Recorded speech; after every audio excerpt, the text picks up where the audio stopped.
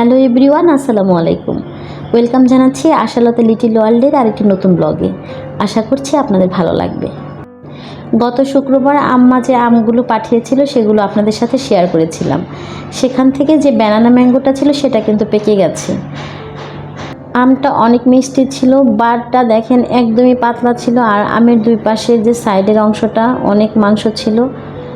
অনেক মজার একটা আম। ব্যানানা ম্যাঙ্গো যারা লাগিয়েছেন বা খেয়েছেন তারা বুঝতে পারবেন আমি যেটা বলতেছি আর কি।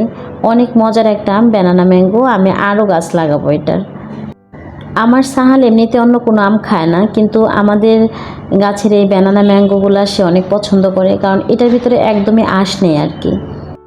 এদিকে সকালের নাস্তা শেষ করে আম খেয়ে তারপরে আমি চলে এসেছি রান্নাঘরে। আমার একটা ভিডিও শ্যুটের ছিল আমার রান্নার চ্যানেল আশালতা রান্নাঘরের জন্য, সেটিও করে নিয়েছি খুব তাড়াতাড়ি। আজকে আমার সব কাজগুলি খুব তাড়াতাড়ি হয়ে গেছে। রেসিপির এই লিঙ্কটা ডেসক্রিপশন বক্সে দিয়ে দিব, আপনারা চাইলে দেখে নিতে পারেন। আলহামদুলিল্লাহ সকাল সকাল আজকে আমার মোটামুটি সব কাজগুলি গোছানো হয়ে গেছে। এবার পালা বড় ছেলেকে রেডি করানোর। ওকে রেডি করিয়ে মাদ্রাসায় পাঠিয়ে দিব। আমার মনে হয় সংসারের ছোট ছেলেগুলোই মনে হয় একটু বেশি দুষ্ট। আমার সাহাল এই বয়সটাতে এরকম দুষ্টুমি তো করতোই না, বরং চুপচাপ থাকতো। ওকে আমি একা হাতে বড় করেছি, আমার একটুও কষ্ট হয় না, যতটা না কষ্ট হচ্ছে ছোটটাকে মানুষ করতে। সাহালকে রেডি করে মাদ্রাসায় পাঠিয়ে দিয়ে আমার টুকটাক হাতের কাজ ছিল সেগুলো করেছি। বেডশিটটাও এর মধ্যে চেঞ্জ করে নিয়েছি, সানিকে ঘুম পাড়িয়েছি।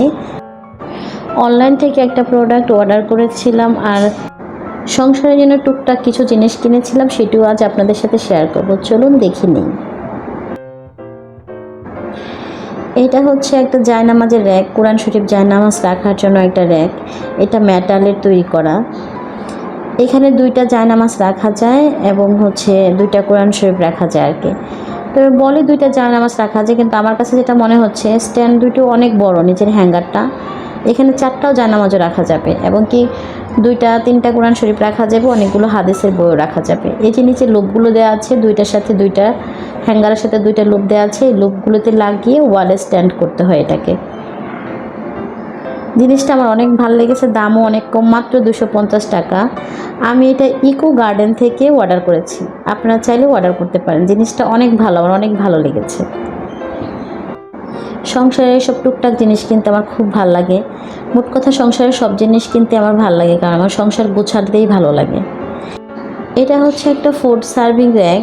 আমার এটা দেখে অনেক ভালো লেগেছিল। এটা ছিল ব্ল্যাক কালারের, তো আমি আমার ফ্রেন্ডের কাছ থেকে এটাকে শুনে নিয়েছিলাম আর কি। আমি ওর বাসায় প্রথম দেখেছিলাম। এটা ব্ল্যাক কালার ছিল, ও কাস্টমাইজ করে গোল্ডেন কালার নিয়েছে। তো আমাকে ও বললো যে এটা হচ্ছে ব্ল্যাক কালার না নিয়ে কাস্টমাইজ করে যেন গোল্ডেন কালার নিই। তো ওর আইডিয়াটা অনেক ভালো, আমিও তাই করেছি। ব্ল্যাক কালারটা না নিয়ে কাস্টমাইজ করে গোল্ডেন কালারটা নিয়েছি। এখানে তিনটা র্যাক আছে আর কি, তিনটা স্টেজ আছে। এখানে আপনি চাইলে এই তিনটা স্টেজে মেইন ফুড রাখতে পারেন, যেমন বিফ, চিকেন, মাটন, কিংবা অ্যাপিটাইজার রাখতে পারেন, কিংবা স্ন্যাক্স আইটেমও রাখতে পারেন। যখন বাসায় অনেকগুলো মেহমান আসবে তখন এটাকে আপনি অনেক ভালোভাবে ইউজ করতে পারবেন। জিনিসটা দেখতেও অনেক ইউনিক এবং অনেক উপকারীও।